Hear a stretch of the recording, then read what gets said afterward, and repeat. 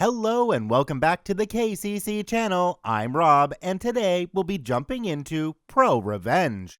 Before we start, please hit that subscribe button and click the notification bell so you know when the next video goes live. Our story today comes to us from Actually a Paladin.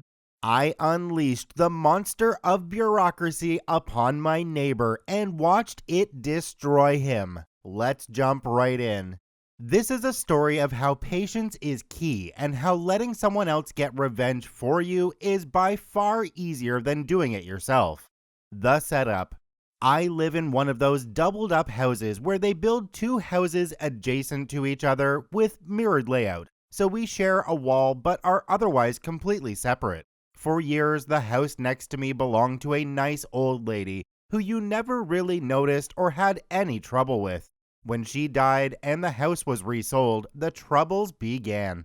The target is someone who I will refer to as Jack Sparrow for reasons that will become clear later. Jack owns a sizable construction business, does some real estate on the side, he buys the house and rents it to a bunch of foreign construction workers that work for his business. I say foreign because it's relevant to the story.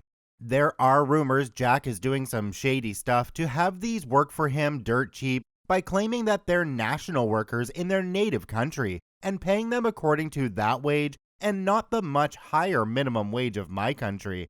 Not exactly on the up and up, possibly unreported labor as well. Anyways, he stuffs 4 to 6 of these in said houses for them to live while they work here. Now, I do not have anything against construction workers or foreigners, but these guys have two traits that are very problematic. They are extremely loud, and they do not give a crap about anyone else. We're talking non-stop music and partying, starting Thursday evening throughout the entire weekend, until they leave at 5 a.m. Monday morning to go to work. Seriously, I don't know how or when they sleep. It is literally non-stop. We're talking, I'm wearing headphones, but I still cannot hear my own sound over their music loud, since it would appear they've designated the living room adjacent to the shared wall as the party room where the fun happens. At first, I do the neighborly thing and just suck it up, thinking it's just one party, just one weekend. After the third one in a row, I go over to ask them to turn it down, since, night disturbance, it's technically illegal to blast music this loud, hearable on the street and across the street by my other neighbors who have also complained. I'm met with a half-hearted, so sorry, we'll fix, except nothing changes. I go over several more times, each time angrier, each time met with, but it's not loud. If I can hear your music in my own house, over my own TV and music, I would say that it is in fact too loud. I contact Jack since he is their landlord and explain the situation. After which, I'm met with an abrupt, sorry, not my damn problem. Basically, Jack told me to get screwed. So I involve police and call them every time things get out of hand. After about a dozen calls, sometimes even twice in the same night, it is clear that even regular police interference doesn't help the situation. I should mention that I am a lawyer, so I know what the next legal steps are. I also know that other than a token paper from a judge saying their music is too loud, I'm not really going to get anything. Things would, like they already sometimes had, become a cat and mouse game where they would blast their music extremely loud to piss me off or to wake me up for a few brief moments so that by the time I could get proof or police show up, there would be no music. I'm deadlocked with my only further option being pretty useless and a waste of time. At this point, I'm biding my time and just waiting till something changes. I'm not saying that I condone people who bludgeon their neighbor to death with a rusty pipe, but I do somewhat understand what would drive someone to that point. The mistake. One day I'm at home and I notice quite a lot of ruckus next door, more so than usual. Suddenly I see through my garden window that a wall is being partially torn down. You see, sometime over the years, my neighbors had built a small adjacent side building adjoining the main house. It was right on the border between us, and when the gardens were being referenced, the wall was used as a divider to save on fencing. Said wall was now in the process of having its top part ripped off by a crane. I was not informed of any of this, which, while not technically needed, would have been the nice thing to do. I go take a walk so I can take a look at what we're doing and see that they've torn down the entire side building. The remaining wall between our gardens is the only part that has been kept intact, and even then, not the top part. Being a lawyer, and specifically a construction and permit lawyer, I know two things. Stuff like this is not allowed without a pre-approved permit from the city. There is no way in hell they have said permit, as I would have seen the application for it. I regularly check to see what permits are being applied to around my area, just so I can keep up with what is being built or requested in my area. This is it, the moment I have been waiting for. The situation has changed, and the time has come to exact revenge. A quick email sent to the municipal authorities lets me do my civic duty of reporting a potential crime. The fact that someone is building or demolishing stuff without a permit. Since this is a simple report, no response happens, since I'm not an official victim or anything yet. Since no further construction happens for a few days and everything was removed, I assume that was that, and they would only tear down the side structures since it was starting to fall apart due to age. Neighbors have moved all their stuff that was in said building onto their lawn and haphazardly covered it with a tarp. The next week, more construction materials are being delivered and construction starts. I send a new email to city services with new pictures, saying that apparently there is more planned and that I hope they undertake the appropriate action. Instant response less than an hour later. They'd called Jack after the first time to inform him that what he was doing required a permit, and he had assured them that he didn't know that. BS, he's in construction, of course he knows. And that he would stop construction and request a permit.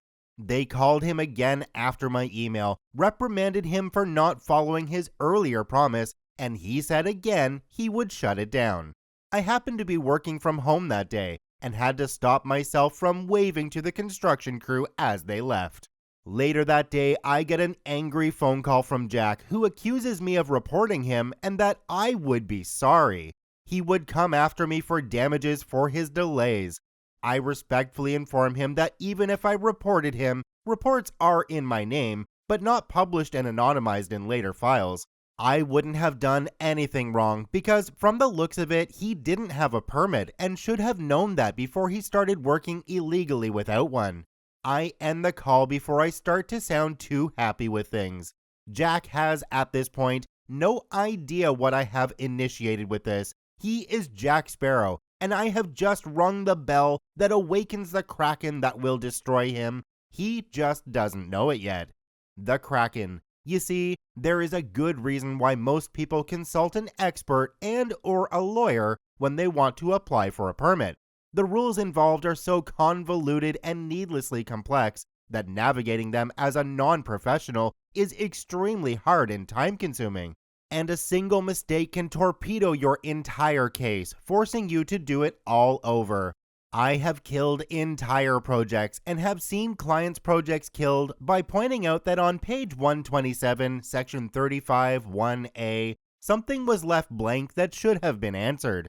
I did some digging and found out that the previous owners of the houses had actually consulted each other about the side building and agreed on making the wall part of the divider between their gardens. So much so that they shared the costs of it and the ownership.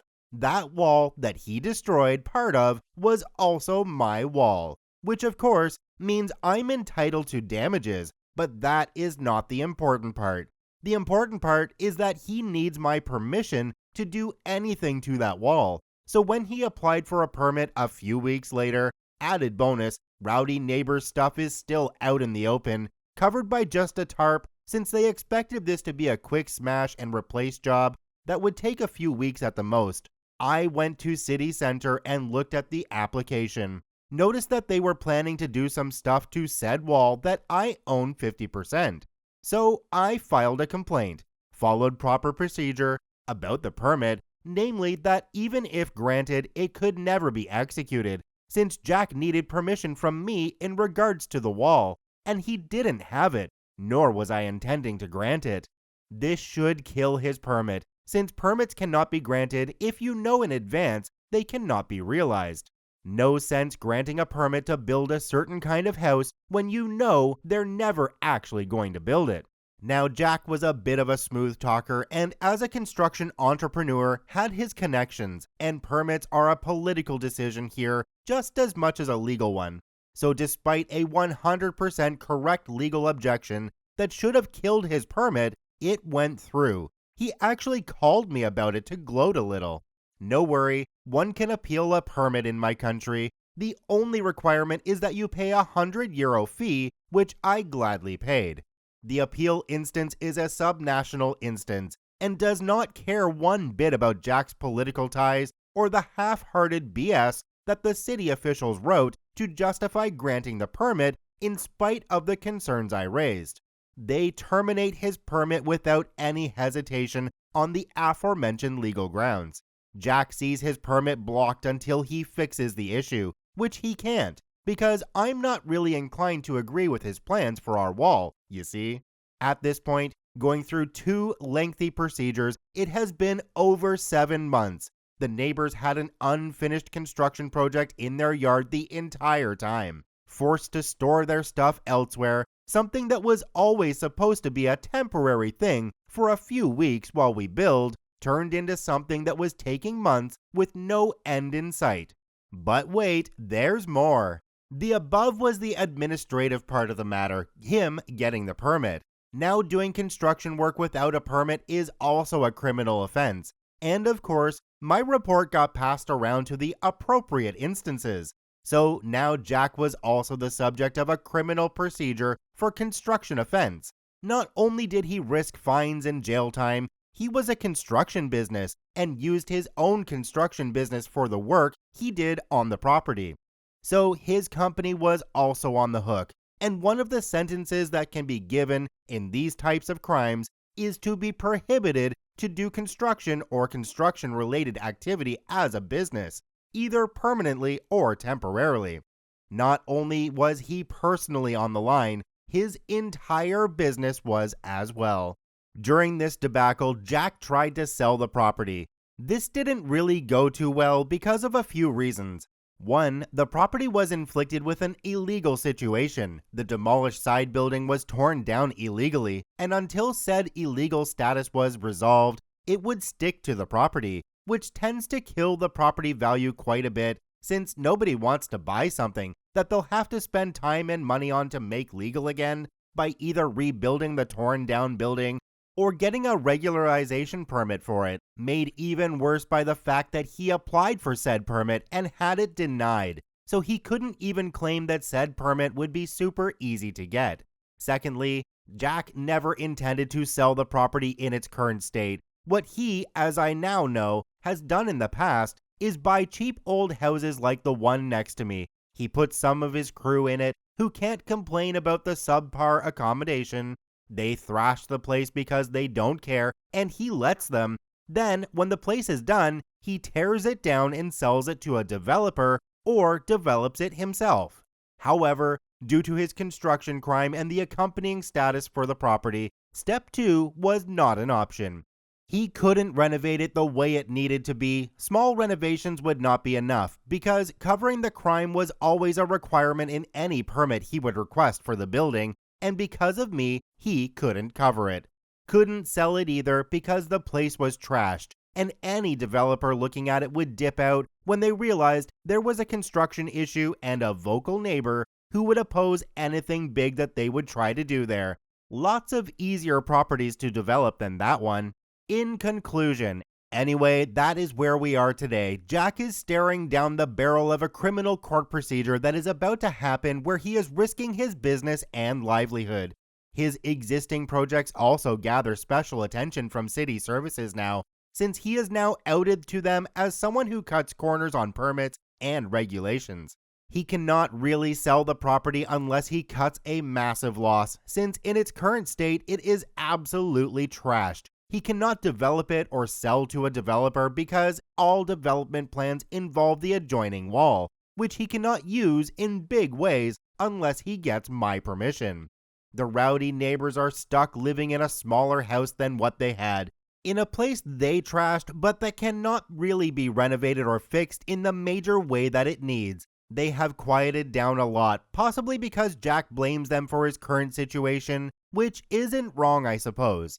I have awakened the Kraken and set it off on Jack Sparrow, and it utterly ruined him, and the best part is that I had to do very little to do it.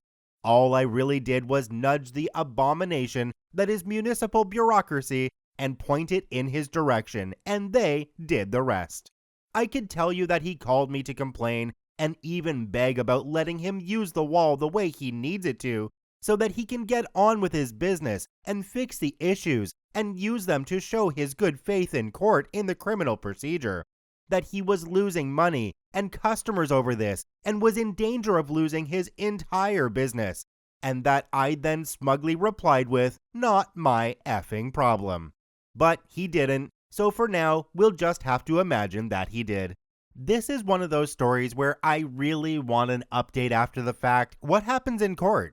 Does anyone else think that OP should make a really lowball offer on the other property now? I mean, if Jack really wants to get out from underneath it, it could be a really good opportunity for OP to make a good amount of money. Although I'm not really sure about the legalities of that situation. Fortunately, OP is a lawyer. Thank you to OP for posting their story in the ProRevenge subreddit. They are linked in the description down below. Please go check them out. Check out one of these other videos, and if you haven't yet, please hit that subscribe button for more daily Reddit stories.